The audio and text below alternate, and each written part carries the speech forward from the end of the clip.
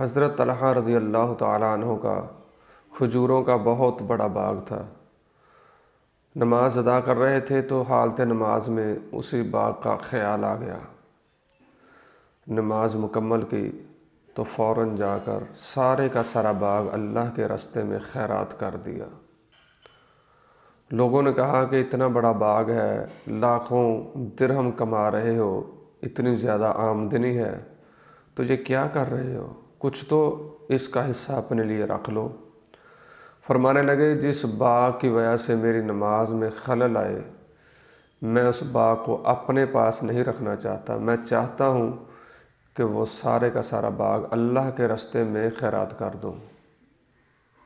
میں ایسے مال کو اپنے پاس رکھنا ہی نہیں چاہتا کہ جس مال کی وجہ سے اللہ تعالیٰ کی یاد میں رکاوٹ آئے، اللہ تعالیٰ کی یاد میں خلل آئے۔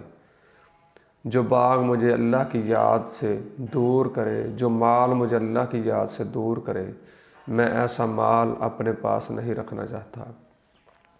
اور آج ہم لوگ ہیں کہ لاکھوں روپیہ کما رہے ہیں، کروڑوں روپیہ کما رہے ہیں، اور ہم اللہ تعالیٰ کی یاد کو اس طرح بھول گئے ہیں کہ جیسے ہمیں اللہ کے سامنے پیش ہی نہیں ہونا۔